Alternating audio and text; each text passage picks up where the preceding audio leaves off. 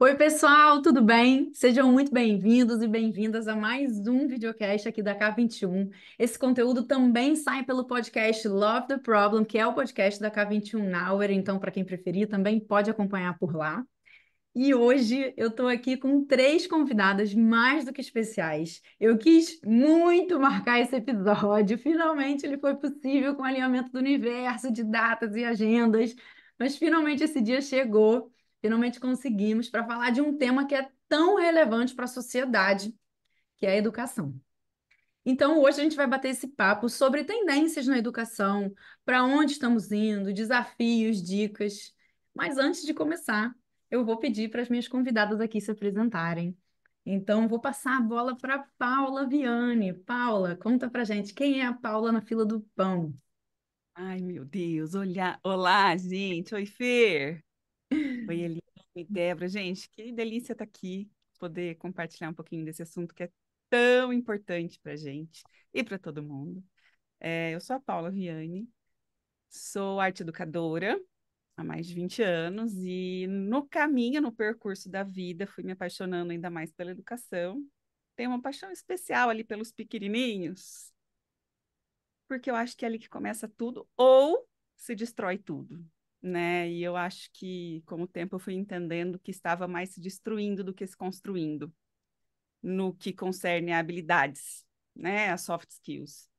E aí eu me agarrei a isso e fui buscando ferramentas, né? Hoje eu tenho a Agile for Teachers, que é uma plataforma que a gente está aí buscando oferecer essa visão do mindset ágil para a educação, para os professores, para as escolas, para eles entenderem o que essa galerinha vai encontrar depois no mercado de trabalho e que eles precisam estar já preparados para isso, né? Então essa é a luta atual. Busco muito conhecimento nessa área e estou super honrada de estar aqui com vocês.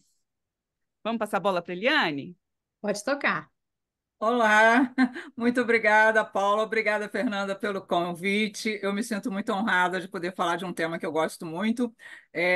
Poucos às vezes conhecem a minha vida profissional. Começou como professora, fui professora do ensino básico, né? Foi quando eu comecei a ganhar o meu primeiro tostão, como eu digo, para continuar meus estudos, e a vida me levou, foi uma opção, a vida executiva. Durante praticamente 4 décadas eu trabalhei em posições executivas, mas sempre a educação passava pelo meu viés nas corporações. E ao longo desse tempo eu fiz assim a carreira paralela com a universidade. Eu sempre tive, embora todo o meu trabalho na vida executiva tivesse a ver com educação de alguma forma, mesmo trabalhando em estratégia de negócio. Aliás, porque trabalhava em estratégia de negócio, educação era fundamental. E eu sempre fui um representante muito forte desse tipo de questão, até que chegou um momento que eu encerrei a minha vida executiva e eis que me mantive na PUC. Então, hoje, estar na educação executiva é assim alguma coisa que me preenche bastante, e eu agradeço muito. Assim, eu dou um olá muito especial a todos que estiverem interessados por esse evento que a Fernanda organizou com tanto carinho, porque é um tema definitivamente importante, sobretudo para essa grande transição. Acho que nós estamos vivendo a transição, talvez uma das maiores da humanidade, e a educação, sem dúvida, é uma peça especialíssima nisso tudo, que vai fazer toda a diferença para a sociedade. Obrigada, Fernanda, obrigada, Paula e Débora, por poder estar com vocês e ter o prazer de conversar sobre um tema tão significativo. Opa, vamos lá, Débora. Vamos lá. Super obrigada, Eliane. Que prazer poder estar aqui com vocês, né? Gostaria de começar agradecendo a Fernanda, a Paula, a Eliane. Esse tema que eu acho que é caro para todas nós, né? E para mim eu chamo de essência. Eu sou professora pública de carreira, então eu tenho um grande apreço, né? Principalmente pela bandeira da educação pública, onde eu já tenho uma carreira de mais de 19 anos. Nos últimos anos eu pertenço as políticas públicas, né? Então, estando ali participando ativamente de políticas públicas em São Paulo, no Rio de Janeiro, e sempre atuando aí por todo o nosso país também como formadora. Enfim, eu acho que a gente precisa levar com o tema de inovação. Além disso, né, eu sou autora e coautora de diversos livros aí que falam sobre educação, especialmente sobre inovação, e claro, também em 2019 acabei ficando muito conhecida por ser a primeira mulher, a primeira sul-americana a chegar na final do Global Teacher Prize, que é considerado o Nobel da educação. Então, eu me orgulho muito aí também de levar o nome da nossa educação ao nível mais alto do mundo. Fê, passo a bola aí para que a gente possa começar esse bate-papo. Gente, obrigada aí pela apresentação de vocês. Eu fico ouvindo, eu fico assim, gente, esse bate-papo só pode dar bom, né? É pena que tem que ser pouco tempo, e é pena que a gente não está ao vivo aqui juntas tomando um café. Mas vamos lá. Bom, eu também me apresentei, vou falar rapidamente. Eu sou a Fernanda Magalhães, hoje estou aqui como facilitadora desse videocast. E vou começar então puxando uma primeira pergunta aqui para a gente começar a esquentar os motores aqui e falar sobre esse tema, né, de tendências na educação, o que está por vir e tudo mais e tantas demandas, né, e tantas novidades no mercado e mudanças de mundo mesmo, né, de contexto de mundo que vão exigindo que a gente busque um novo lugar da educação, né? Então, quando a gente faz um retrospecto aqui muito rápido, né, a gente olha para aquelas escolas, para quando, como que era o ensino, né, sei lá, 100 anos atrás, né, de um lugar ali muito tradicional, muito talvez até, vou usar a palavra industrializado, né, um esquema de ensino muito de esteira de ensino, de pouca troca nessa relação aluno-professor, baixíssima personalização, né? A gente saiu desse lugar na história e veio caminhando, né, de encontro com esse mundo altamente dinâmico, que exige novas habilidades, soft skills, principalmente, né, pensamento crítico analítico e a criatividade, capacidade de aprender, desaprender, né, reaprender, exigindo da gente uma mentalidade cada vez mais adaptável, né, e elástica. Então, beleza, já entendemos que houve essa mudança drástica nessa forma de ensinar e aprender, e a gente vê ainda também muitas instituições que ainda não se adaptaram, né, nessas novas demandas, ou enfim, estão num momento de adaptação ali, e muitas vezes até um processo doloroso, né, nesse lugar. Mas, fazendo esse preâmbulo rápido aqui, eu queria ouvir de vocês três, né, cada uma no seu segmento. Qual que vocês acham que deveria ser o nosso novo papel, né, enquanto educadores e educadoras nos dias de hoje, né? Que lugar a gente deveria estar ocupando nesse cenário? Então, quem se habilita aí a responder essa, começar? Acho que eu vou puxar aqui o bonde, né? Se ninguém se importar, para começar a falar, porque eu acho que eu falo de um lugar da educação básica, né? Mas principalmente da rede pública de ensino, onde eu sempre gosto de começar falando que 82,9% dos nossos estudantes estão nas escolas públicas, né? E o nosso país tem mais de 179 mil escolas espalhadas em todo o seu território. E pensando um pouco nesse contexto, né, que como você bem disse, Fê, é um contexto bastante especial nesse momento, né, e um momento de transformação, principalmente aí advinda dessa revolução tecnológica que nós estamos vivenciando, indústria 4.0, mas para além disso, né, inteligência artificial, o papel do professor ele mudou muito com o tempo, né? Hoje ele é um mediador desse processo de aprendizado, devendo estimular aí todo o desenvolvimento e habilidades que a gente já sabe que é essencial para os nossos estudantes, né? Entre eles aí o pensamento crítico, a criatividade, a colaboração, a resoluções de problemas. Mas é importante também, eu acho que a gente promover dentro desse cenário uma educação que a gente chama de educação 5.0, que é uma educação humanizada, né? Que visa o quê? Um ambiente de educação que seja de fato inclusivo, personalizado, dinâmico, né? Onde os estudantes sintam-se motivados a explorar, a questionar e aprender de maneira significativa. E Uhum. aí o nosso papel é justamente esse, né? De guiar, inspirar, apoiar esses estudantes para essas competências que são tão necessárias e principalmente os desafios desse mundo contemporâneo. E passo aí para os nossos colegas também poderem debater sobre o tema. Eu acho interessante ouvir isso de alguém da área da educação pública, sabe? Porque é raro, né? Eu gostaria que fosse regra, mas um dia será, né, Débora? Um dia será regra esse olhar. Porque eu acho que é isso, o professor, eu costumo dizer, eu defendo a ideia de que o professor deixou de ser fonte e passou a ser ponte de conhecimento, né? Então, o nosso papel é ajudar a caminhar do não saber ao saber, de construir esse conhecimento junto com esse indivíduo e partindo daquilo que ele já sabe, daquilo que ele já tem, né? E não simplesmente ensinar porque eu tenho que colocar tudo isso, ele precisa desse conteúdo. Não, olhar de forma humanizada. Quem eu tenho na minha frente? O que ele precisa realmente para a realidade dele, né? Porque às vezes ele está numa realidade tão vulnerável e eu estou preocupado em colocar ali conceitos tão abstratos que não fazem sentido. Não é isso que ele precisa para ser um cidadão de verdade, naquele contexto onde ele vive, né? Então, esse olhar personalizado, hoje, ele é fundamental, independente do segmento, independente da idade, independente do nível social. É entender que, mais do que conteúdo, a gente precisa desenvolver habilidades.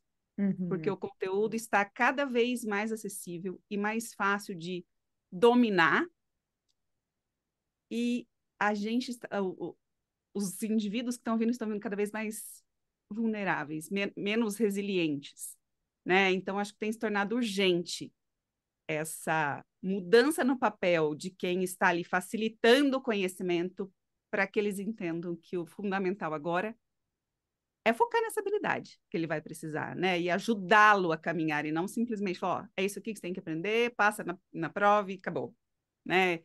Eu vejo um pouco dessa forma no momento. Bom, eu vou dar um pouquinho da visão da gente no mundo corporativo, né? Até talvez trazer um pouco de história da educação corporativa, né? Nós começamos a ter uma influência das áreas de educação, começaram com o nome de treinamento e desenvolvimento, e elas beberam, num primeiro momento, muito da pedagogia e descobriram que estavam trabalhando com adultos. Então, a gente começou a trabalhar numa linha da andragogia na educação, muito inspirada no ensino de adultos. Então, lá na década de 80, quando a gente falava, né, no papel dessa educação corporativa, ela tinha muito a ver com esse indivíduo adulto que chegava, né, nas organizações e precisava estar atualizado, treinado, né? E se tinha uma valorização muito grande do currículo dele, né? O currículo acadêmico, o currículo da escola, que escola ele tinha. Não que nada disso tenha perdido valor, mas num dado momento, não só o papel de quem provê conhecimento, né? Mas o papel de quem deseja e tem motivação por esse conhecimento, também mudou a perspectiva, ele começou a olhar para esse processo. Então, eu acho que não dá para falar do papel do professor, né? Vamos usar a terminologia, e do aluno. Eu acho que exatamente nesse momento a gente começa a falar em dois personagens. Alguém como acho que vocês colocaram dentro das organizações, alguém que está orientando essa aprendizagem, e alguém que está buscando essa aprendizagem especificamente para aquele momento. Então, o que começou a acontecer no movimento das organizações? O primeiro conceito que chegou e que começou a alterar para nós essa relação do ensino e aprendizagem foi a questão de entender que o ensino formal, né, vamos supor, né, as pessoas têm uma curva entre os 5 e os 25 anos, vamos pensar num processo que ela termine o curso superior, comece aos 5 e termine o curso superior aos 25, nós estamos falando de 20 anos. E quando a gente vai para as organizações, que precisa, né, tem todo um trabalho de manter nesta aceleração, na mudança que nós temos, os currículos, como é que essa coisa vai acontecer? E a gente descobriu que dos 25 aos 65 são 40 anos. E que nós, na educação corporativa, tínhamos um papel extremamente importante na sociedade. E não só na educação executiva, mas na educação, no desenvolvimento do técnico e na melhoria de perfil. Em algumas comunidades, inclusive, existem universidades corporativas preocupadas com o desenvolvimento daquela comunidade por meio da educação, né? Então, temos o exemplo, não vou citar exemplos específicos de empresas, e percebemos que esse aprendiz, né, que já se descobriu o lifelong learning, ou seja, eu vou aprender para toda a vida, porque eu aprendo como eu respiro, né, e o meu trabalho depende disso, e aí a gente sai de um conceito de pedagogia para andragogia e de andragogia para o que a gente chama de eutagogia. A eutagogia é quando, né, nem a escolha do conteúdo Na andragogia, essa escolha do conteúdo ainda era de domínio do professor, né, se a gente pode dizer assim, mas na eutagogia, o conteúdo, quem define qual é o conteúdo que ele precisa para, naquele momento, entregar o projeto é o aprendiz, é aquele que está motivado para aquela pergunta que ele quer a resposta, né? E quem define o método escolhe a forma mais confortável. A gente sabe que as pessoas têm estilos diferentes de aprendizagem, ela escolhe também o método que ela quer aprender. Então, hoje, o papel hoje para nós não, a gente passa a olhar essa relação, né, de aprender como uma relação de uma grande colaboração e cooperação, essa é a terminologia que a gente usa nas organizações, a disponibilidade do conhecimento e o acesso a todos ao conhecimento no momento em que ele precisa do conhecimento. Então, a tecnologia está aí para dar essa facilidade para a gente, né? Então, a gente hoje vem falando muito de que esse orientador é um curador de aprendizagem. Muitas vezes é um mentor, muitas vezes é um coaching, né? Então, assim, hoje o processo ele deixa de ser uma grade de conhecimento que traria competências, mas é alguma coisa que é uma trilha de responsabilidade do próprio aprendiz. Então, o mercado de trabalho hoje se vê muito desafiado a fazer essa conexão, essa parceria da escola com o ambiente de trabalho, né, para que realmente essa relação se enriqueça. E é um desafio bastante grande para a gente, porque a gente está falando de 40 anos, pelo menos, de um indivíduo que precisa se manter atualizado. E olha que Não. interessante, né, Fer? Ah, Que a gente passa 20 anos ali estudando de um jeito para passar os outros 40 estudando de outro completamente diferente e é, atuando de outro completamente diferente. E é é. isso que me impulsiona. Por quê? Por que que a gente tem que passar 20 anos aprendendo para desaprender do jeito que a gente aprendeu e aprender de outro? E pior, será que a gente consegue? Porque a gente mexe com estruturas cerebrais que ou se formaram ou não se formaram, ou aconteceram ou não aconteceram, né? Não é muito mais difícil esse processo, gente? Eu sempre brinco, né, Paula, até quando eu assisti a sua palestra lá num evento que a gente se encontrou no ano passado, falando sobre isso, né? Poxa, gente, né, vamos cortar esse caminho, vamos cortar 20 anos de caminho para esses profissionais que chegam no mercado de trabalho, né? Por que não? E aí eu fui ouvindo vocês aí, eu escutei até, vou fazendo várias anotações aqui, né, enquanto vocês vão falando, eu escutei a palavra do professor, né, ocupar muito mais esse lugar do curador, do facilitador, né? Amei essa frase, Paula, que você trouxe, né? Te deixa de ser fonte e passa a ser ponte, isso é muito maravilhoso. E é muito nesse lugar mesmo, né, para ajudar nessa construção da aprendizagem. A aprendizagem é do indivíduo, não é do professor, certo?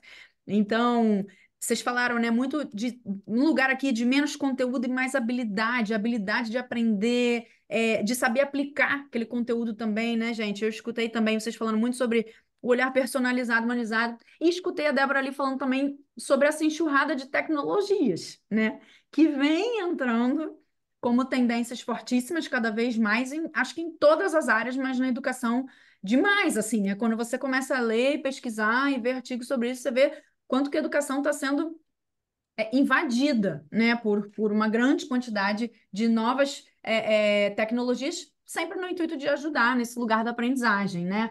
Uma invasão de telas na palma da mão, né? Isso daí também já é um desafio que educadores de todos os níveis, né, não só de sala de aula, mas os educadores, né, cuidadores de crianças ali, pais, mães, enfim, também enfrentam esse desafio, né, desse lugar aí que acaba impulsionando a dificuldade de reter atenção, questões de pensamento acelerado já em crianças, ou questões de ansiedade, enfim, o imediatismo, né, da informação ter que ser muito imediata, as pessoas já.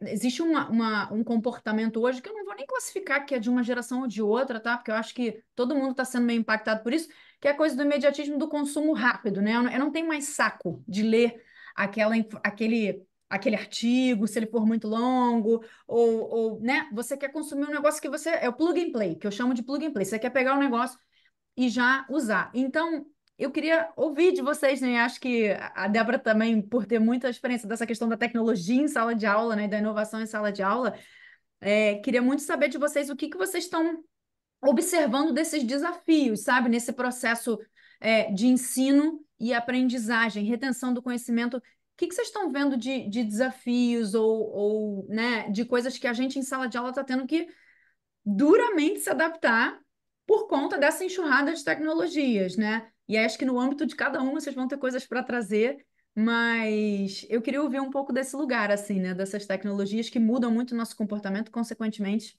vão entrar na sala de aula também e mudar toda uma relação, né? Bom, então acho que eu vou puxar aqui, né, de novo para falar um pouquinho desse lugar, né? Eu acho que a maior dificuldade que nós estamos vivenciando hoje é o que a gente pode chamar de epidemia de distração, Uhum, porque a gente tem muito, muito mesmo conteúdo nesse momento disponível, né? E na educação ainda falta, acho que a gente trabalhar um pilar que é muito importante, que a gente chama de educação midiática. Porque uhum, esses meninos, essas meninas têm consumido muito tecnologia, mas de que forma elas estão consumindo toda essa tecnologia? Essa é a grande pergunta. E aí eu acho que vem o papel de novo do professor, né? E não só o papel do professor, mas eu acho que de sociedade em si, da gente trazer uma intencionalidade pedagógica, porque está posto.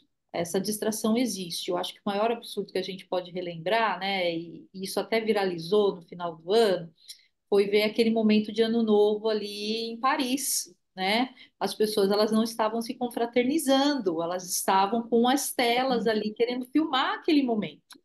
E aí a gente perde um pouco desse convívio social, né? Então, quando eu falo de trazer realmente uma inovação que seja humanizadora, é um pouco desse papel, né? Qual é o papel realmente das tecnologias? Como é que a gente pode trazer isso para dentro da sala de aula? E de que forma eu trago uma intencionalidade pedagógica que eu não proíba o uso, mas principalmente que eu ensine a esse menino a utilizar essa tecnologia. Então, eu acho que é um pouco desse lugar que nós estamos vivenciando e que a gente precisa repensar.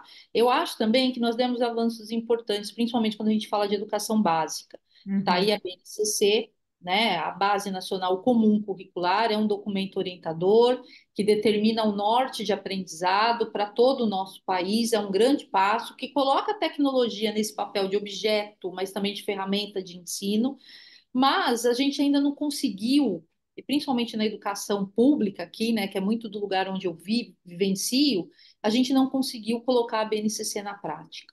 E é por isso, então, que hoje a gente também vive um pouco desse sofrimento e essas dores, que elas são dores reais da sala de aula, que hoje tem que conviver com uma sala que não tem tantos recursos, eu acho que a gente vai falar um pouco disso também, mas que tem essa concorrência com essa epidemia de distração. uhum. A concorrência desleal, né? Totalmente. E Débora, eu costumo dizer que lápis e papel, para mim, continua sendo tecnologia. Tá? E que eu acho que a gente tem que saber a hora certa de usar isso tudo, né? Muitas das vezes, em algumas organizações, você tem pessoas, por exemplo, na profundidade da Terra, que não vão ter acesso a uma tela, mas elas precisam receber instruções, trocar instruções, e lápis e papel ainda funcionam. Então, eu acho que refletir sobre a tecnologia e sobre o próprio impacto da inteligência artificial, eu acho hoje que é fundamental para que as pessoas entendam que por trás de todo um conteúdo que é produzido por meio da tecnologia, do conteúdo midiático, tem um ser humano que elaborou aquilo e que pode estar moldando toda uma forma de pensamento. E eu acho que quando algum aluno nosso, no nível executivo, por exemplo, questiona que ele vai ler um artigo de 10, 15 páginas, eu acho que a gente sempre faz a pergunta assim: você que está querendo estar de que lado da tecnologia? Do lado de quem recebe o produto pronto ou do lado de quem está questionando, que tem capacidade de questionar e de perguntar? Porque a gente entende que ainda a tecnologia, né, estamos falando muito da inteligência artificial generativa, ou seja, dos hard skills, que muito provavelmente as máquinas vão conseguir, têm alcançado, elas já estão conseguindo resolver. Mas se você quer realmente ser alguém que vai trabalhar as questões mais sensíveis, é preciso que você tenha argumento crítico, que você tenha repertório, que você tenha tido tempo de refletir. Então, a gente tem conversado sobre a história de velocidade e pressa, né? Então, a coisa apressada ela pode ser te dar menos possibilidade de uma análise E o lado da história do soft skill tem muito a ver com reflexão. E reflexão requer um tempo cronológico, às vezes, que a gente parece que não tem à disposição. Então, quando as pessoas começam a se dar conta, né, dentro da educação executiva, e falando desse nível de pessoas que precisam refletir sobre estratégias, etc., ela sente que quanto mais ela consegue aprofundar, o mar de conhecimento, primeiro, é muito grande, né? E ela tem que fazer e ter capacidade crítica. Ela começa a descobrir, na realidade, para nós isso é importante, o conceito de que não existe certo ou errado, né? E eu acho que quando a gente chega a esse nível, é quando as pessoas percebem que existem várias perspectivas e possibilidades e que, para isso, precisa se aprofundar. E ela vai ler 300 páginas, sim, porque se ela perceber que aquele conteúdo vai dar a ela, nossa, que legal, ela começa a descobrir o mundo do conhecimento, o fascínio de mergulhar em águas profundas. Então, ela começa a perceber nessa fase que a gente vive com esses estudantes, é muito importante que muitas das vezes a gente não queira que a popularidade, né, do professor, né, de ser bacaninha, mas às vezes ele precisa dizer assim, vamos fazer um mergulho em águas mais profundas? Vai doer um pouco, porque aprender também dói, né? A gente descobrir, né? E quando você descobre que é um nado maravilhoso, é um mergulho maravilhoso, as pessoas realmente descobrem um outro mundo. Então, eu acho que, sobretudo nesse momento da inteligência artificial, eu acho que quanto mais cedo a educação começar o prazer por mergulhar, né? O prazer por ler um livro, não importa em que mídia ele está, mas e quantas páginas ele tem, mas o prazer do que aquilo pode trazer, eu acho que vai ter muito significado. Essa pessoa socialmente vai adquirir provavelmente skills que vão contribuir muito para esse espaço que a gente passa a ter, que a tecnologia gera para a gente. É uma visão que a gente está tendo dentro do mundo da educação executiva. E Uhum, técnica também, né? Claro, sem uhum. dúvida. A inovação passa por mergulhos profundos, sem dúvida. Um ponto que eu acho importante nesse assunto é a gente entender também que a tecnologia colocou a gente numa situação desconfortável, eu até disse, né, injusto, né, concorrência desleal, porque se tornou desinteressante. A forma como a escola ou como a aprendizagem se posiciona ficou desinteressante, porque ele tem ali um monte de cor, de imagem, de informação, de coisa rápida, e o cérebro já acostumou a trabalhar naquele ritmo. E a hora que ele tem que parar para ler 15 páginas, ele olha para tua cara e fala: "Sério?" Porque ele não entende mais o porquê, né? O que começou a acontecer e o que eu vejo que me incomoda muito é a escola mostra que se tem que fazer porque se tem que fazer, porque é isso, você está aqui para aprender isso, e não mais o porquê.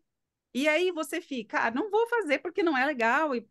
Mas por quê? O que que eu, né? Olha aqui, você está fazendo isso porque isso vai te conduzir a esse caminho, e esse caminho vai te conduzir a isso aqui, que é onde você quer chegar, né? Não é só legal agora, é legal mais tempo e é mais legal, né? E acho que isso foi se perdendo nesse processo de que a gente também se perde às vezes. E algo que eu relutei muito até aqui no meu papel de educadora, mas em casa, eu relutei muito com relação à tecnologia. Vou fornecer, não vou fornecer, o quanto isso ajuda, o quanto isso atrapalha, vou esperar até tal idade. Eu acho que isso não é uma coisa só da escola, começa muito dentro de casa, né? Isso que interfere na escola começa muito dentro de casa. E até o ponto que eu cheguei à conclusão, minha filha tinha 10 anos, e eu falei, não queria que ela tivesse acesso ao celular. Mas acho mais prudente que eu intervenha agora e a ensine a utilizar essa tecnologia de forma positiva do que ela entenda isso por outras pessoas de forma negativa e que ache que aquilo é o legal, que aquilo é o prazer. Então, vamos conversar. Para que serve isso para você? Qual a função desse aparelho para você? Né? Uhum. Você tem interesse de usá-lo? Como? Então vamos entender o como. E aí foi passo a passo, né? Então agora a gente vai usar ele para essa função, agora para essa. E o mais interessante, isso faz um ano mais ou menos, gente. a gente tem que implorar para ela pôr o celular para carregar. Porque ela entendeu a função daquilo, e aquilo é para se comunicar com os outros, e é muito mais legal falar com a pessoa, é muito mais legal brincar, é muito mais legal. Por que eu vou ficar parada ali? É. Entendeu? Ah, é legal, é divertido, mas eu posso assistir um filme na TV com a família toda, é legal também, né? Eu acho que isso muito construído, deve usar, né, em situações pontuais, porque faz parte da realidade deles, e não tem como eles não viverem com isso. Hoje já faz parte desde bebê da realidade. Então é melhor eles aprenderem a usar isso, Uhum. né? E não virar uma arma contra eles. Porque em algum momento isso vai ser fundamental. A gente não vive sem também. Na Não, nossa profissão, no nosso dia a dia, a gente depende, né? Então, melhor a gente conduzir esse caminho, botar essa ponte aí, vamos junto, e né? não é Para que se crie esse equilíbrio. perfeito, e não é sobre resistir à coisa, né? A coisa já veio, gente, ela já chegou, ela já está Exato. incorporada. Eu brinco que o celular praticamente a gente virou meio ciborgue, né? Ele é meio parte da gente, né? Perder, você não tá nem aí para perder um cartão de crédito hoje em dia, mas perder o celular te dá uma dor de cabeça danada. Então, até aproveitando o ensejo aí disso que vocês estão falando, desses pontos todos, né? Não vamos resistir a essa mudança, né? Vamos abraçar e ver qual a melhor forma de trazer isso para dentro de sala de aula.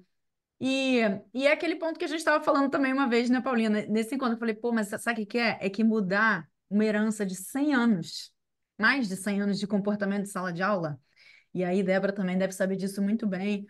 A Eliane, em sala de aula, ainda no mundo corporativo, talvez a pegada é um pouco mais diferente, porque a gente já tem que falar um pouco mais da linguagem de mercado para os alunos, você já tem que dar essa adaptada, né? Porque é o que os alunos vão buscar numa educação mais corporativa. Mas, ainda assim, a gente encontra muitos desafios, porque, gente, repensar sua forma de ensinar dá muito trabalho, muito trabalho.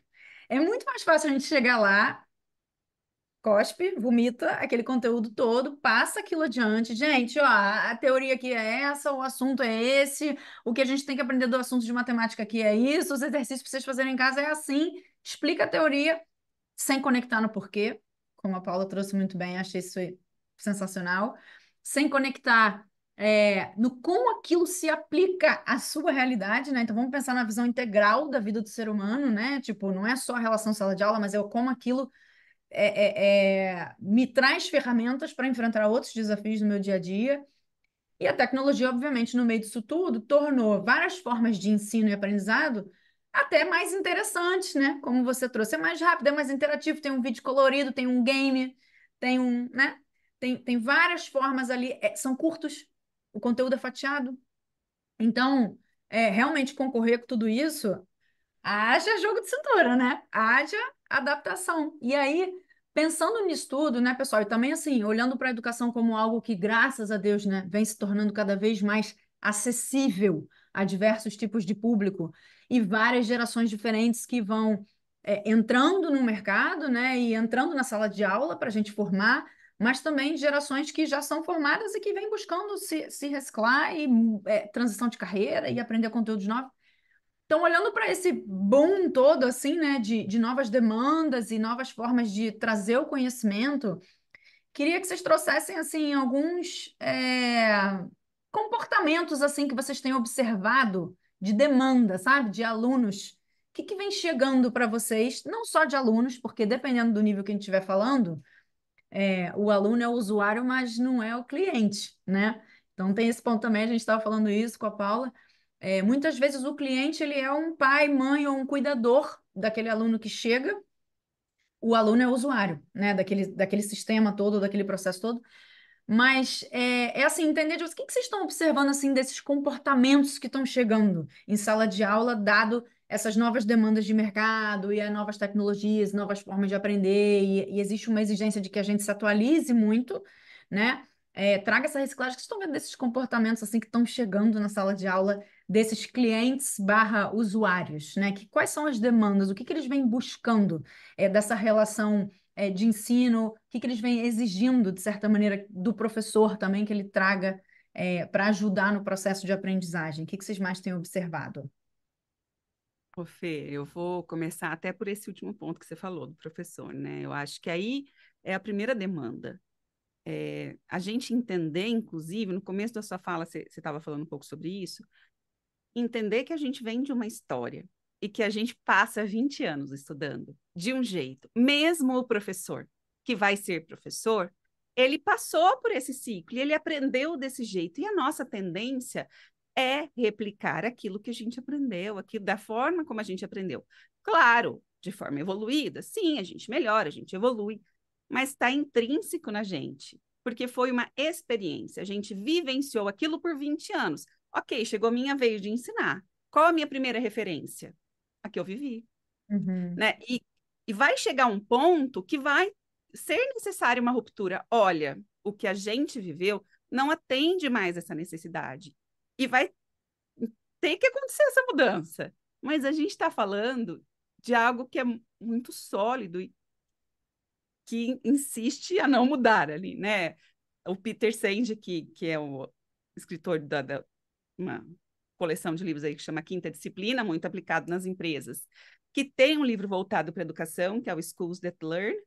Ele fez uma pesquisa uma vez em sala de aula, mesma que ele fazia nas empresas, e até que um professor diz, não, a gente não gosta de mudar, né? Então, é regra? Não. Conheço muito professor que está aí disposto a viver essa mudança, mas é muito mais difícil, até porque dentro da própria universidade não há esse estímulo, né? Na maioria das universidades, pelo menos, e olha que eu estudei arte, gente, né? Devia ser revolucionário, vamos fazer isso, vamos fazer aquilo.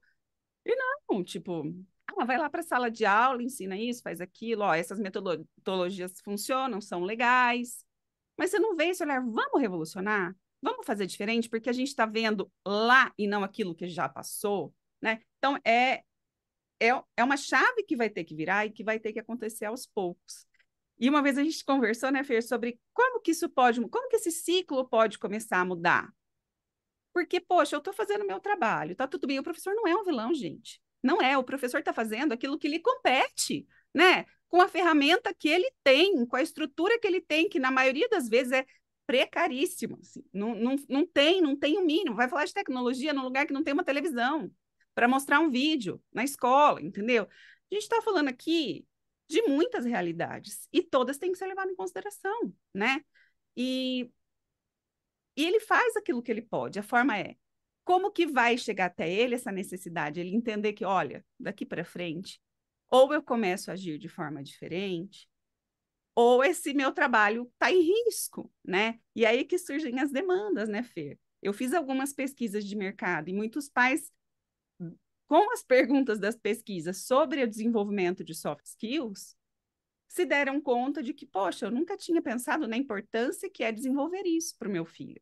E se a escola oferecesse, eu teria interesse, né? Então, talvez seja uma das formas, um dos ciclos, né? Então, as famílias perceberem essa necessidade, passarem isso para as instituições capacitarem seus profissionais, que os profissionais levam isso adiante e aí começa a fazer essa renovação. Acho que é muito do papel da Débora também, que tem feito essas formações com as escolas, né, com os estados, enfim. Eu acho que é isso, é alcançar essas pessoas que estão fazendo o melhor que elas têm, como que elas têm, e ajudá-las a enxergar isso um pouco de outra forma, com os recursos que elas têm.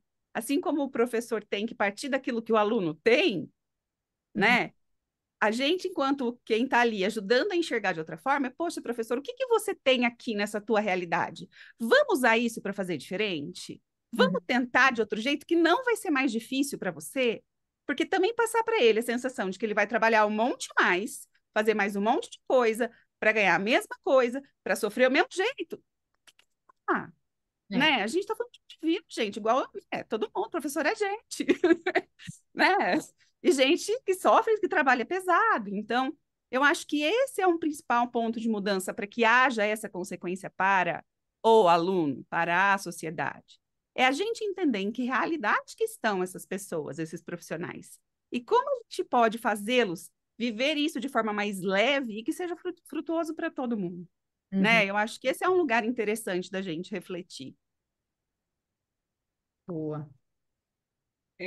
Assim, quando a gente olha pelo ponto de vista da empresa, né, e aí a gente não está falando só do alto executivo. A gente está falando desde aquela pessoa que tem o cargo menor, e então, o cargo mais técnico, até os níveis executivos. Quer dizer, o que a gente hoje discute nas organizações é muito que a maior, a grande aprendizagem, tem uma teoria que a gente usa, que é o 70-20-10, onde 70% do que eu aprendo com o outro, 20% a partir dos feedbacks, aquilo que as pessoas dizem bacana, legal, ou aquilo que às vezes não é tão legal e que eu posso melhorar, é uma coisa bastante difícil até nas organizações. Hoje, por exemplo, é uma das coisas, a Fernanda perguntou sobre a prevalência, né, desses comportamentos. Então, assim, a gente percebe que as pessoas elas têm muita dificuldade de ouvir qualquer coisa que não seja muito boa,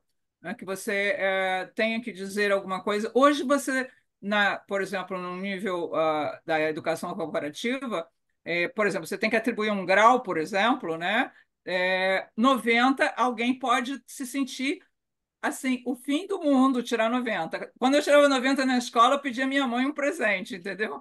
Hoje em dia, tirar 90 na escola, nem sempre as pessoas têm. É assim, a perfeição, né? A busca pela perfeição, ao mesmo tempo que a busca pela coisa pronta.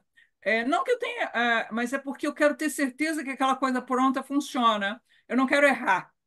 Então, assim, aprender é errar, né? A oportunidade de aprendizagem é a oportunidade de errar e compreender onde é que eu posso, não da próxima vez, dar o passo mais seguro.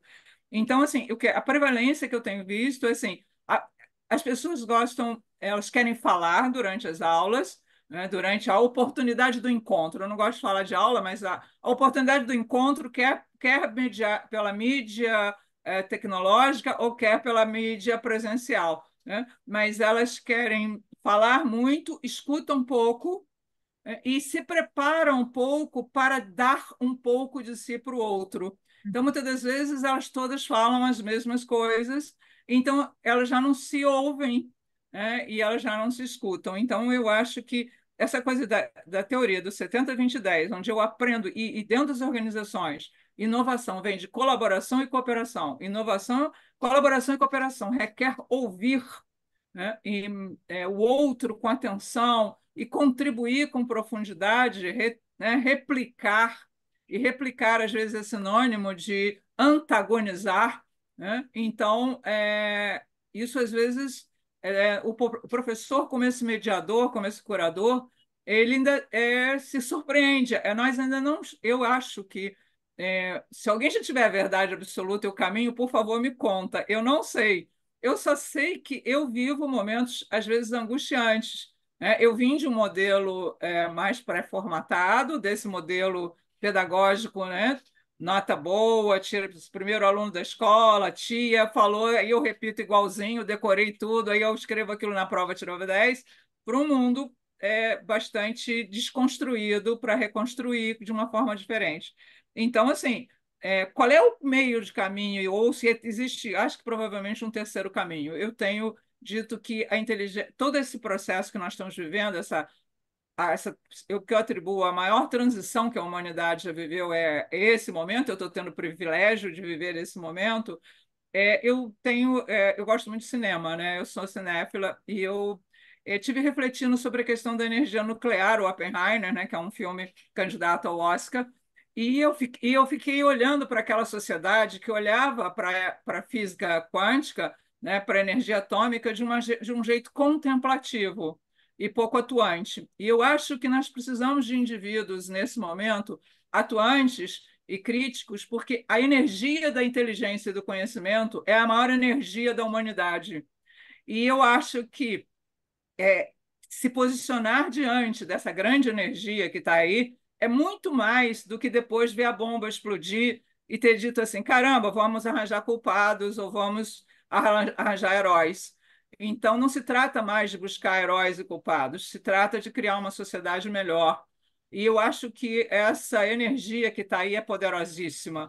E a gente tem que olhar para ela com muito respeito, fazendo uma reflexão. E eu acho que a educação tem um papel de estimular essas pessoas nesse tipo de coisa, né? Então, eu acho que a gente vive uma sociedade de pais que se sentem muito culpados, muitas vezes, e a gente acontecendo um fenômeno nas empresas de que nas entrevistas de seleção os pais estão querendo participar das entrevistas de seleção. Acreditem nisso, isso eu pensei que era uma brincadeira da internet, mas não é. É fato.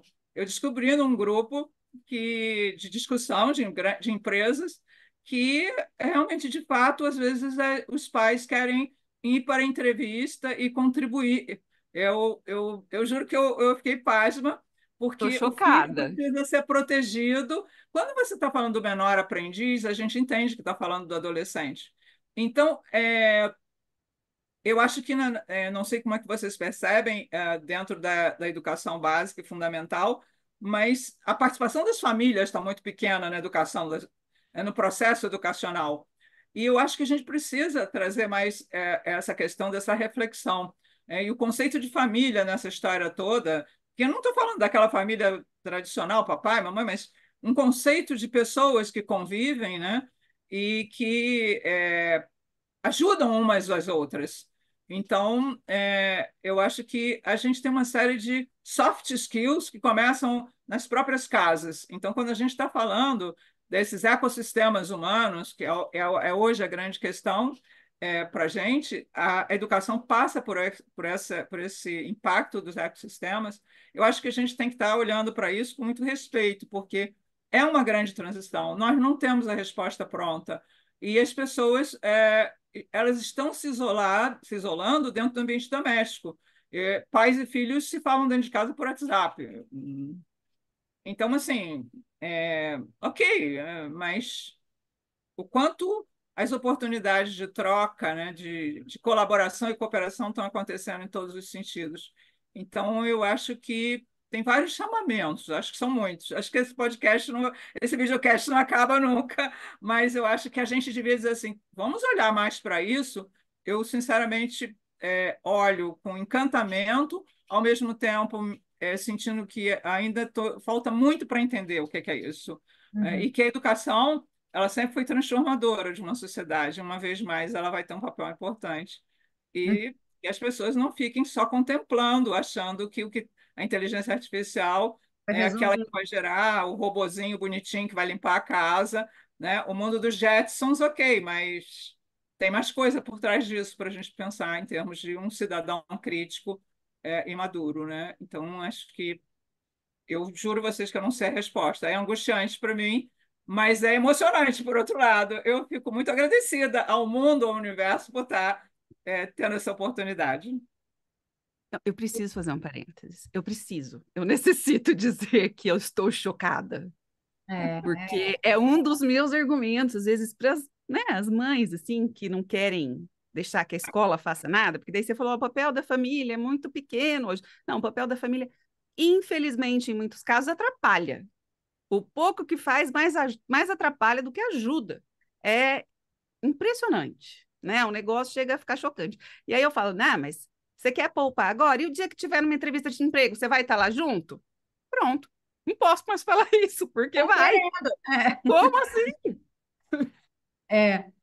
Pois Eu é. queria aproveitar e pegar, acho que o gancho inicial da Paula, mas trazer um ponto que a Eliane trouxe também, e trazer, acho que um ponto que você trouxe inicialmente, quando você comenta dos 100 anos, né?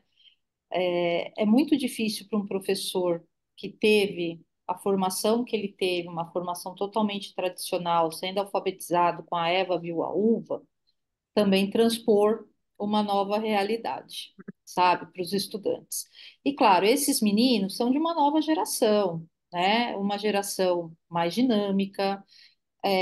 Eu sempre brinco, se você quer aprender a usar uma tecnologia, dê para uma criança de 3, 4 anos, porque ela te devolve isso com muita facilidade.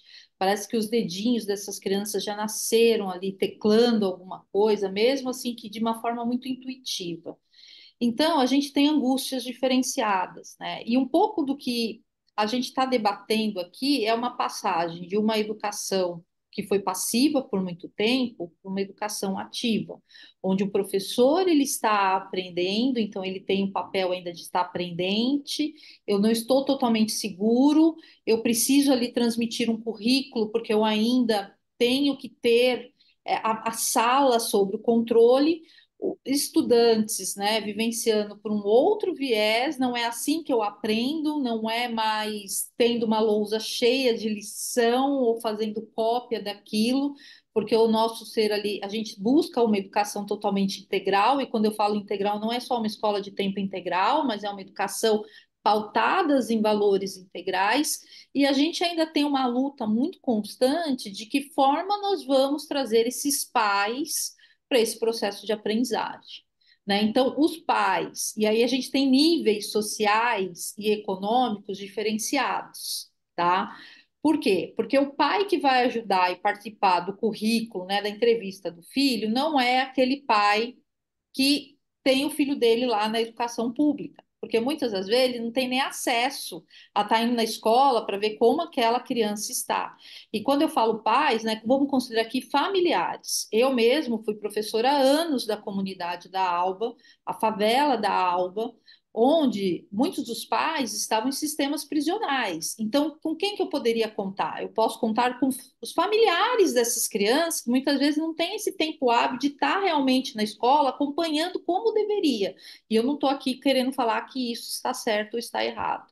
Mas a gente ainda tem uma grande distorção quando a gente olha para a figura desses pais, né? Porque não estão presentes, a gente sabe que existe uma certa ausência, inclusive na ausência de escolaridade. Porque assim é muito mais fácil a gente também ver esses pais presentes, né, quando ali eles estão na educação infantil. E claro, aprimorando o que é de melhor para o filho, uma educação de qualidade, com equidade. Mas à medida que essas crianças vão avançando na escola, a gente vê uma evasão desses pais da escola. E nem pensar aí, né, na universidade, porque ainda é mais raro ainda. Então a gente precisa, acho que, colocar essas caixinhas muito pós, sabendo que a gente tem problemas sérios e grandes para contextualizar. Problema que envolve formação docente, concepção de visão para uma passagem de uma educação passiva para uma educação ativa, mas que também leve em consideração as desigualdades sociais que nós temos em sociedade. Perfeito. Débora, é importante colocar que mesmo essas crianças que vêm de comunidades, por exemplo, como essa que você comentou, né, de um ambiente menos privilegiado socialmente, elas chegam um dia nas organizações, felizmente, né? Algumas nem chegam, mas elas chegam às organizações, elas fazem parte do nosso ecossistema dentro das organizações, e daí a gente tem um papel onde a gente começa a questionar o próprio sistema social que nos trouxe aquele ser humano que está bem despreparado, muitas das vezes, para assumir o papel profissional, né, dele, dentro dos limites educacionais dele. Então, assim, o chamamento da sociedade, e analisando, por exemplo, uma coisa que a gente analisou agora recentemente, é que nós temos 65% da nossa população é jovem. Nós temos hoje aquilo que se chamou no mundo inteiro da joia da coroa. Os países que entraram em alto nível de desenvolvimento souberam trazer educação para esse nível, essa quantidade de jovens que têm coisas a contribuir para o crescimento da sociedade. Então, o Brasil, especificamente, no último censo, mostra que 65% de uma geração em processo de potencial mercado de trabalho. Então, assim, eu acho que toda uma sociedade está convocada, quer dizer, a família, as instituições políticas, etc., tudo isso tem a ver com a educação. Então, eu acho que nós temos um momento de uma riqueza, de uma juventude, que acho que traz a possibilidade de uma alavancagem. Isso a gente discute em educação corporativa, da alavancagem da riqueza de uma sociedade. E o que nós estamos fazendo com isso? Quer dizer, então, eu acho que nós temos que abrir um diálogo bastante grande na sociedade, e eu acho que é uma sociedade que está muito voltada para resolver seus problemas do dia a dia e não discutir mais amplamente. Eu acho que é preciso que se leve essa preocupação, essa percepção que nós estamos tendo aqui a outras comunidades, para que realmente as pessoas se envolvam e saibam o valor e a importância disso. Quer dizer, então, assim, não basta ter um diploma, é uma coisa muito mais ampla do que isso. Sim. E E muito. essa possibilidade de jovens, né, dentro do mercado de trabalho, de inseri-los no mercado de trabalho, eu acho que isso tem que estar conjugado com uma série de políticas públicas, uma série. Enfim, acho que a gente já sabe sobre isso, mas eu acho que nós precisamos criar, né, possibilidades para termos mais agentes ativos nisso aí. Eu acho que é bem complexo, sim, e estamos falando especificamente, né, de Brasil, aí trouxe um exemplo do censo brasileiro, embora toda essa questão da transição da educação é um problema mundial, em suas diferentes questões demográficas, enfim. O que eu queria concluir só desse ponto aqui que a gente está falando, que eu vou puxar um próximo aqui que eu estou bem curiosa para ouvir vocês, mas é que eu gostei muito dessa palavra que você trouxe. Na verdade, acho que vocês comentaram, né, de alguma forma, que é do a sociedade toda está convocada para essa transformação. É muito pesado colocar isso nas costas da figura do professor ou professora. Ah, Com ele certeza. tem que, essa pessoa, né, tem que mudar a forma de ensino. Sim, sem dúvida, ele tem habilidades, skills e novas coisas que ele vai ter que aprender, né, como a Débora estava trazendo, para migrar de um modelo passivo para o modelo ativo de aprendizagem, de fazer aquela troca e ocupar muito, talvez menos o lugar de professor e mais o lugar de curador, facilitador, né? E isso muda completamente, gente, o comportamento e as habilidades que ele vai ter que trazer ali em sala de aula, né? Então, eu gosto disso, da gente pensar sobre isso de um viés muito mais amplo, não é só o professor, mas tem a relação família, cuidadores daquele indivíduo que entra no sistema educacional, seja ele particular ou público, né? Que deveria ter, né? O ideal, né? O ideal é o ideal, mas que seria impulsionador, né? Nesse processo? E essa rede do indivíduo poder ter participação ativa naquilo dali, né? E acho que apoiar, e claro, o professor e não só o professor, mas essa administração do ambiente de ensino, né? Da instituição de ensino, seja ela qual nível for, você ter esse apoio de todos os lados para que essa transformação aconteça, né? É muito injusto colocar isso na mão de uma figura só nessa equação, né? Então, achei isso bacana aqui, uma reflexão interessante que a gente já está tendo. Mas eu queria puxar um próximo ponto aqui para a gente já já. Infelizmente, daqui a pouco vai ter que ir para a conclusão desse videocast. Mas eu queria falar mais especificamente sobre tendências de mercado mesmo no mundo da educação, e aí vai valer para o segmento infantil, para o segmento básico, fundamental, para o segmento corporativo, sem dúvida nenhuma. Mas quando a gente vai pesquisar sobre tendências da educação, né, existem lá diversas frentes, né, ou diversas iniciativas ali que já estão acontecendo, né, práticas que já estão rolando em sala de aula, ou que muitas vezes o próprio aluno já vem exigindo, já vem provocando que aquilo aconteça em sala de aula. Então, só para listar algumas aqui, que eu acho que é interessante também para quem está nos assistindo ou ouvindo, né, a gente está falando de ensino cada vez mais personalizado, né? Paula comentou disso lá no início, a gente ter esse olhar mais customizado, a experiência de cada um. Então, como é que a gente traz isso para a sala de aula? Olha que desafio, gente, uma tendência e um mega desafio, né? Dado que a gente tem um currículo para passar, certo? Um conteúdo formal ali para passar, e às vezes as turmas, né, tem muita gente. Então, como é que a gente traz essa questão do ensino personalizado? O ensino híbrido, ou que também chama muito no mercado, né, de education anywhere. Eu quero poder aprender, eu quero poder obter esse conhecimento e me desenvolver de qualquer lugar, seja presencialmente numa sala de aula, mas também de uma maneira remota, né? Como é que eu faço isso? Então, como é que a gente mistura esses mundos? A gente melhorando cada vez mais as experiências online, né, de e-learning ou ensino à distância, né, como é que a gente o aprimoramento, né, aprimoramento dessas técnicas vindo cada vez mais, né. Outra coisa que é o microlearning estratégico, né, que é um nome, um termo, mas que eu brinco que é como se a gente fosse a construção do conhecimento como um Lego, né. As pecinhas do Lego que a gente vai encaixando são pequenos pedaços de conhecimento que eu absorvo, aprendo e pratico. Absorvo, aprendo e pratico, né? É você conseguir ver o como que aquilo se integra na sua prática, né? Na sua vida real ali. Então, Isso uma outra coisa, educação socioemocional, nessas questões todas de soft skill, de resiliência, da gente ter a escuta ativa, empatia, entre outras milhares de soft skills que são cada vez mais demandadas no mercado. Como é que a gente traz isso para um ambiente de ensino e aprendizagem também, né? Isso faz parte da absorção do conhecimento também. Bom, realidade virtual, cada vez mais, né, invadindo um ambiente de ensino, não necessariamente, claro, né, em todas as realidades de ensino, mas isso é uma prática aí que vem como uma tendência mesmo, né, para ajudar no processo de aprendizagem. Gamificação, que já não é necessariamente uma novidade, mas algo que continua com muita força, né, para a gente engajar no processo de aprendizagem. E, obviamente, como não poderia ficar de fora, a boa e velha inteligência artificial. E eu falo velha porque ela não é uma novidade, certo? Tipo, ela ganhou muita notoriedade nos últimos tempos, mas ela não é exatamente uma novidade. Então, vem ganhando muita força no ambiente de ensino, né? Eu vou dizer no ambiente de ensino e nessa relação da aprendizagem, né? É, então, trouxe aqui assim um resuminho para vocês. Talvez vocês tenham outras coisas que vocês estão vendo aí também como tendência, mas foi só para pontuar algumas.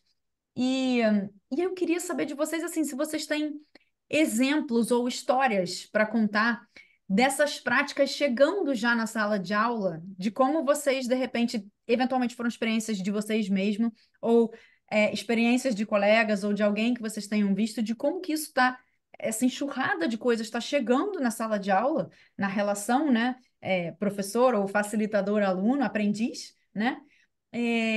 E como que a gente está adaptando esse processo de ensino usando todas essas abordagens, tecnologias, técnicas e práticas, enfim. Se vocês têm aí histórias reais para contar, de como que essas tendências estão chegando e estão impactando a sala de aula e o ensino. Bom, eu acho que eu vou começar, porque assim, eu tenho uma história real, inclusive a história que fez com que eu me tornasse uma das melhores professoras, que foi o trabalho de robótica com sucata, né? Quando eu cheguei na escola, é uma escola centrada, como eu já comentei anteriormente, entre quatro grandes favelas, onde estudantes totalmente desinteressados pelo modelo de escola olhavam para aquele espaço mais como uma extensão da sua casa, e ali também eu saí do senso comum de uma professora de língua portuguesa, né, uma professora polivalente, dando aula para os anos iniciais, para ali olhar com a tecnologia sobre um outro olhar.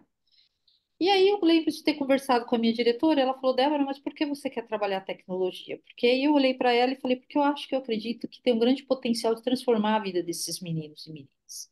E ela olhou com muito contragosto, ela falou, então tá, faz uma proposta, vamos ver o que vai dar. E eu fui referendada como professora de tecnologia, deixando as minhas salas para ali dar aula para toda a escola. E quando eu comecei uma avaliação diagnóstica dos estudantes, eu percebi que 70% das minhas crianças, e eu estou falando em torno de 1.000 estudantes, relataram que o lixo era um problema na vida deles.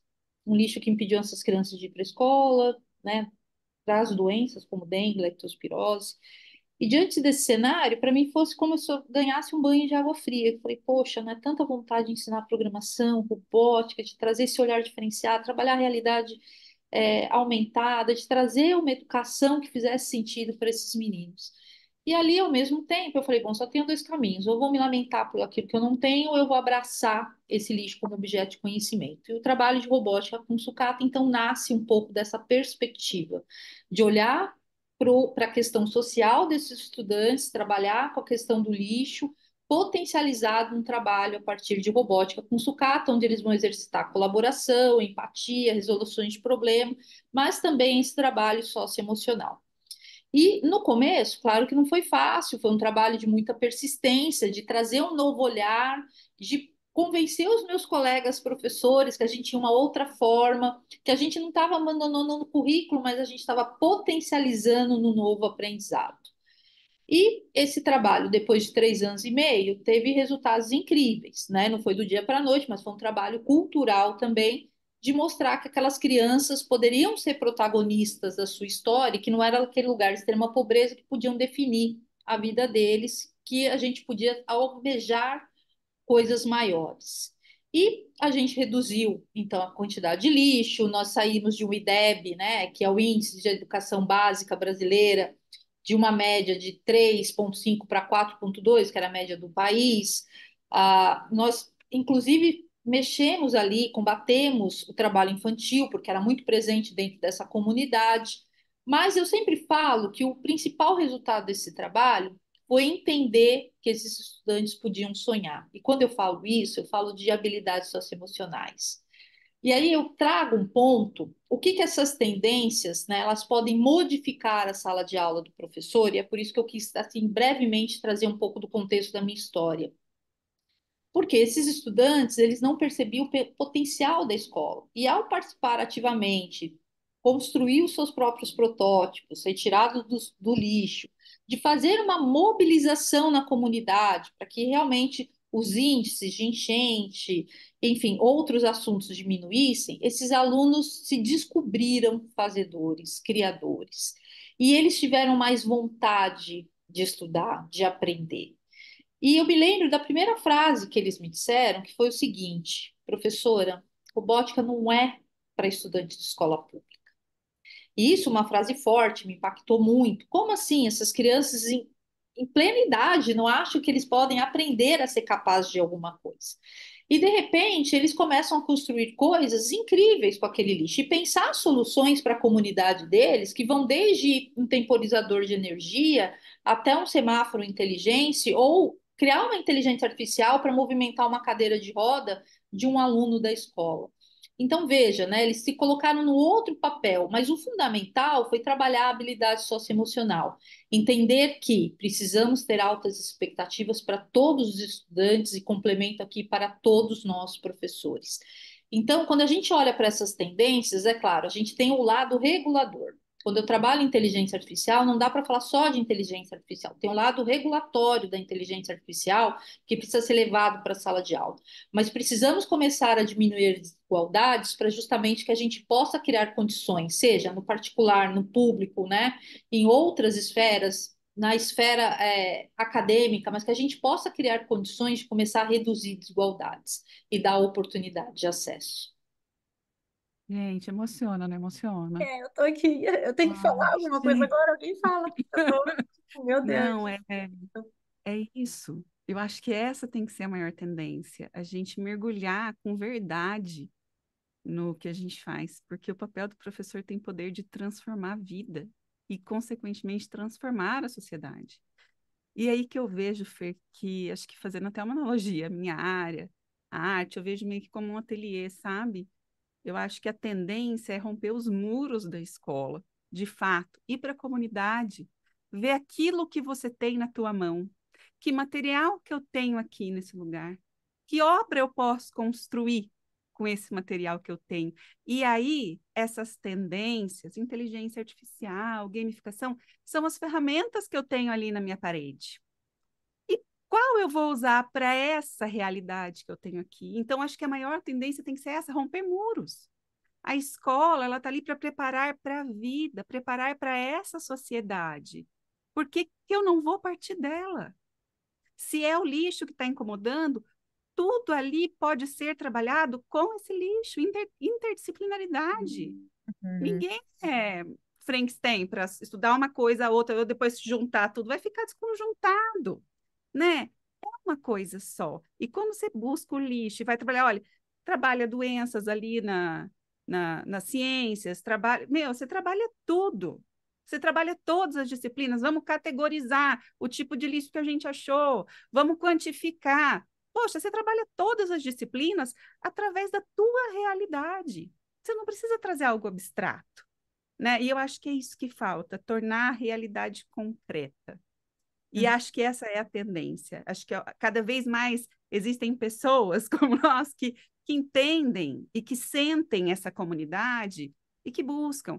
E até fazendo um paralelo às falas anteriores, principalmente da Débora, sobre a realidade socioeconômica, eu costumo dizer que é muito mais fácil a gente identificar as dificuldades ou as necessidades de uma realidade socioeconômica menos favorecida do que as necessidades efetivas de uma realidade socioeconômica mais favorecida.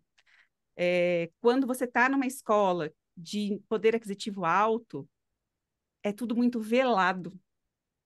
E você acha que você tem uma realidade boa para trabalhar, quando no final você tem famílias extremamente destruídas, fingindo que estão bem, e crianças lindas, maravilhosas, perfumadas, destruídas por dentro, né? E é extremamente difícil a gente lidar com isso. E aí entra uma coisa que a inteligência artificial nunca vai alcançar, que é o lado humano, né? Que é o lado humano que conduz tudo isso. É esse olhar desse ser humano que vai olhar para esse indivíduo, para essa criança, e entender que, apesar de tudo aquilo, seja do pai na cadeia, de não ter mãe, enfim, de estar sozinho, seja de ter ali um mundo perfeito, mas estar sozinha porque o pai e a mãe não têm tempo para ele, o pai e a mãe só brigam, então, uma semana com o pai, outra com a mãe, né? É esse ser humano que vai sentir e que vai conseguir entender aonde eu posso aplicar o conhecimento e como eu posso ajudar esse ser humaninho aqui e mais longe. Né? Eu acho que é por aí. Pessoas que arrepiam quando falo dessas coisas, sabe? Mas lindo, Débora, parabéns. Emociono, emociono. E nas organizações, né, quando a gente pega os outros 40 anos do ciclo, a gente encontra todas essas pessoas. Esses níveis todos chegam nas organizações em suas diferentes oportunidades. E nessa linha de quebrar muros, as empresas estão quebrando hierarquias. Então, hoje em dia, a gente já trabalha com sistemas menos burocráticos e cada vez mais holocráticos, onde um projeto de trabalho tem pessoas de diferentes níveis das organizações. Então, hoje um trabalho, né, a produção de um projeto, ele é feito de pessoas de diversos níveis da organização. Então, cada vez mais se quebra os sistemas hierárquicos e se cria sistemas holocráticos nas organizações. Então, é nesse momento em que ela concretiza esse tipo de coisa. E hoje a gente fala muito diversidade, inclusão, acesso, né, equidade dentro das organizações. Porque precisamos ter tudo isso, porque todo esse conjunto da sociedade, felizmente, grande parte deles chega ao mercado de trabalho. E isso tudo junto e misturado, é o que tem gerado a grande inovação nas organizações, o avanço das áreas produtivas dentro das organizações e a educação caminhando nesses 40 anos seguintes que a gente tem para manter essas pessoas ativas e lidando com todas essas perguntas, dúvidas, e assim, realmente essa integração e essa conversa para mim fez muito sentido, porque poder pegar desde lá do início até o momento em que a gente chega a esse ciclo, que é o que acontece dentro do mercado de trabalho, onde todas essas pessoas se encontram lá. Pelo menos uma boa parte delas, de todos esses níveis, vão se encontrar lá, de todas essas origens. Vai ter desde o cara que estudou na melhor universidade do mundo e aquela pessoa que estudou numa escola da comunidade, numa escola pública. Elas vão se juntar no ambiente organizacional. E para nós é um desafio bastante grande falar de tudo isso e trazer e gerar oportunidades lá dentro das organizações ao longo desse tempo. Então, acho que temos aí uma quebra de muros e de hierarquias importante aí para que essa transformação. Foi muito bom conversar sobre isso, Pois vários é. insights aqui. Gente, eu preciso finalizar, infelizmente, o nosso videocast. Essa conversa está muito boa, então vou convidar vocês aqui, ó. Eu vou puxar alguém e aí vocês tocam para outra, pode ser? Com palavras finais, que vai ser a seguinte pergunta aqui para vocês. Imaginem que tem algum instrutor, algum professor, algum facilitador ou até mesmo algum aluno que também está a fim de fazer as coisas diferentes no seu dia a dia, né? Que se conectou com isso aqui tudo que a gente está falando, em trazer, em ressignificar, né, a educação, levar ela para um outro lugar, entender que ela é uma questão, sim, social, né? E imagina que essa pessoa que está ouvindo ou assistindo a gente, ela também quer fazer a diferença, né? Só que ela não sabe por onde começar. Ela quer fazer diferente, mas ela não sabe por onde começar. Então, que dicas ou sugestões, ou que primeiro passo, ou que reflexão vocês deixariam aqui, né, para essas pessoas que estão aqui nos acompanhando, para que elas possam começar a dar esse primeiro passo aí, fazer as coisas diferentes no seu dia a dia? Eliane, eu vou começar com você, então. Joguei Olha, na fogueira. eu gosto muito daquela questão de que se você quer mudar o mundo, comece mudando você mesmo. Então, eu acho que eu faria a pergunta: o que que eu estou fazendo para isso, né? No meu pequeno espaço. Eu não preciso fazer uma coisa muito grande, né? Então, eu acho que aquele pedaço que eu estou fazendo, se a gente todos os dias de manhã se perguntar o que que eu vou poder fazer hoje nessa direção, ainda que pareça pouco, eu acho que vai fazer diferença lá no final. Então, eu acho que as grandes mudanças começam pelas pequenas mudanças de cada um. Boa, muito obrigada. Então, toca para alguém, Eliane. E aí, não sei, Paula, Vamos lá. Primeiro, gente, que delícia, né? E eu acho que a receita acho que é essa, ó, entendeu? Unir, juntar, conversar, colaborar, porque isso vai. Eu costumo brincar que uma andorinha sozinha não faz verão. Então a gente tem que juntar quem tem essa mentalidade, quem já entendeu, quem tem o privilégio de já ter sacado e que isso é mais simples do que parece e que vai melhorar a nossa vida enquanto educador do que piorar. Vai deixar muito mais gostoso, muito mais prazeroso, muito mais simples até, né?